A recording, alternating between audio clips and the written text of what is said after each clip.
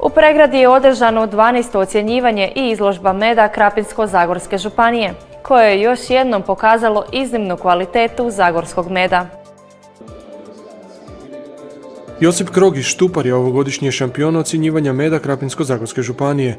Njegov Bagremov med osvojio je maksimalnih 20 bodova. Šampionski med se isto proizvodi kao i svaki drugi, samo malo s više pažnje i treba sve točno na vrijeme napraviti, znači očistiti dobro prije nek počne bagrem cvasti, sve uzeti van lijepo na pravovremeno promijeniti ove satne osnove, stavljati čim više satne osnova da bude bijelo sače i tako, onda se to dobiva. Ukupno je ove godine primljeno rekordnih 115 uzoraka meda, iako pčelarska sezona nije bila dobra i urod je prepolovljen, ali kvaliteta je neupitna. Klimatski uvjeti nisu dozvoljavali za razvoj pčela, tako da smo jednostavno u Bagrem ušli sa desetkovani smo bili sa pčelama, jako malo bilo pčela i naravno malo se moglo nektara unesti u košnicu. Ulaganje u edukaciju i dobivanje zaštićenog zajedničkog žiga za Bagrem med Zagorskih brega pokazali su rezultate. Koristim priliku još jedanput da čestitam svim pčelarkama i pčelarima iz Krapinsko-zagorske županije i svim udrugama, jer evo i ovi današnji rezultati pokazuju da od svih 114 uzoraka da su svi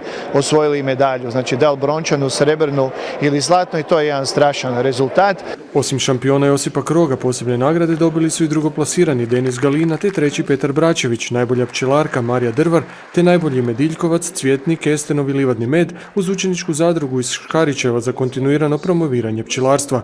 Također je osnovnoj školi Janka Leskovara poklonjen med kao domaćinu izložbe.